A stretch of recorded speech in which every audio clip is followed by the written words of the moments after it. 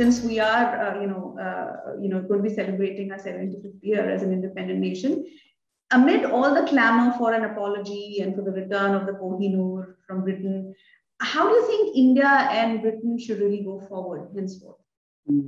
To sum up the entire conversation today.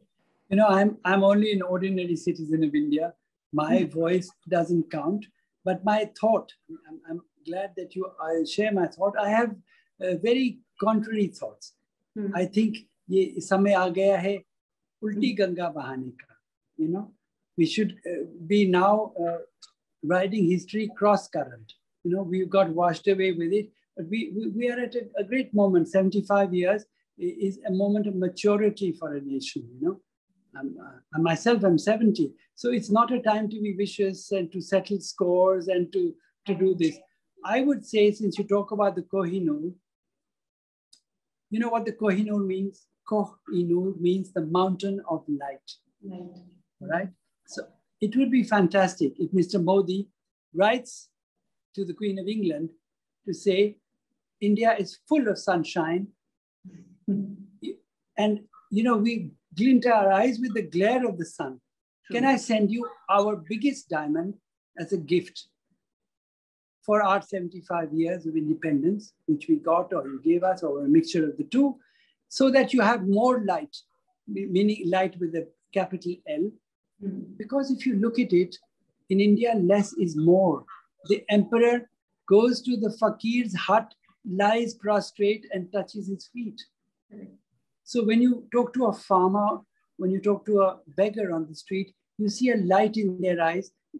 There is an enlightenment of whether it's of suffering, whether it's of civilizational wisdom. So we don't need this Maya of the diamond, And I think that the Queen herself should be aware of the history of this diamond. That after the Punjab War, Maharaja Dalip Singh is 10 years old. He's got all these English soldiers standing with bayonets, and he's told to sign a paper, which is the gift of this diamond to the Queen. A gift, sorry. No, I'm saying, I'm saying it's a loaded word, the gift, because it was not really a gift. He didn't have a choice. So it was coerced out of him. Yes. And his mother, Rani Jindal, is in jail. So there is no choice. But they brandish it because it was a jewel from the jewel in the crown, which India was. Today, India is not a jewel in their crown. So this is a symbol of an inheritance of loss, if you want to use inheritance. Kiran's book title. Kiran Desai's book title. The Kohinoor is an inheritance of loss, a symbol of that. Why would they wear it on their head, Because there's some awkwardness in flaunting it. Don't you think so? I would also suggest that we should turn every symbol of slavery in India into a monument of magnanimity, if we can. Say, for example, let us name one road, Herbert Baker Marg.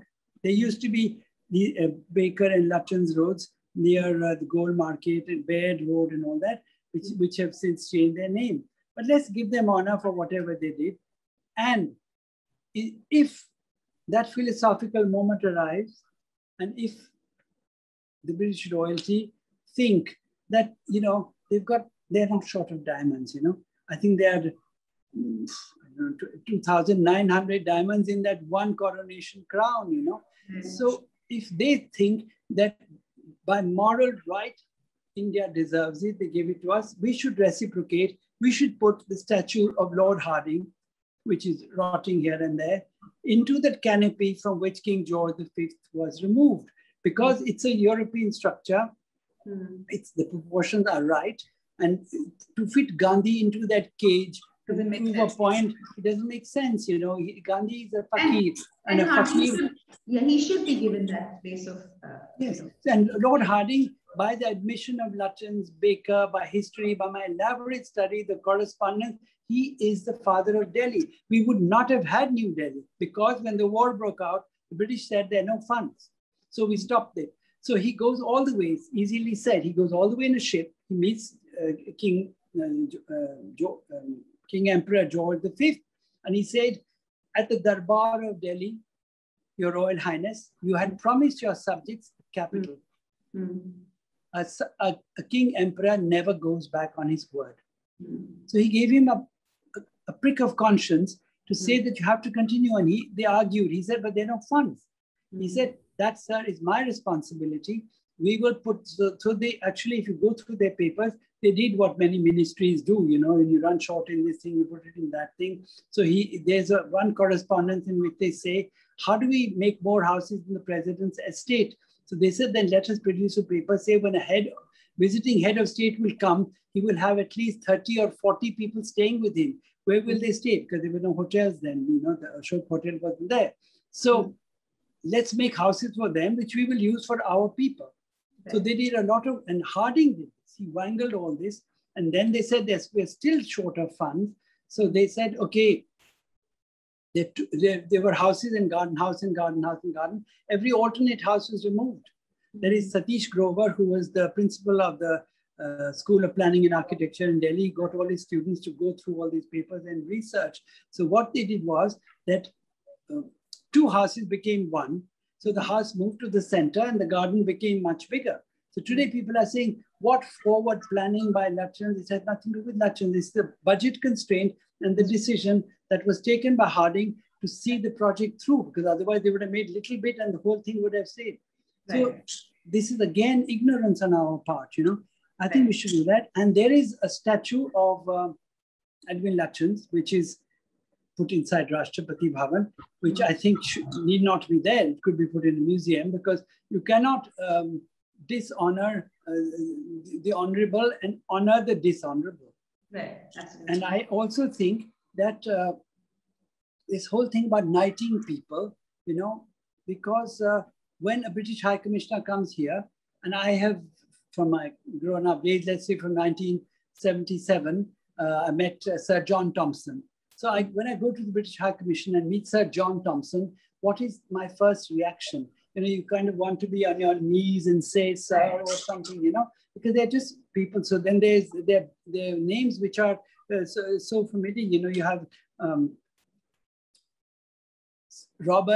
Sir Robert Wade Gary, Sir David Goodall, for whom I arranged an exhibition. In fact, Lady Gateway was one with whom we arranged this exhibition in Shekhawati as the youngest member of INTAC, to bring Sir Bernard Fielden from England, who was head of the Ikram Institute, to this whole restoration thing. And they kept telling us things like, you know, if a building is broken, you cannot repair it because you can't show the intervention. You have to do it in different materials. You know, it can be chrome, glass, something to say, this is what it was, this is what it is.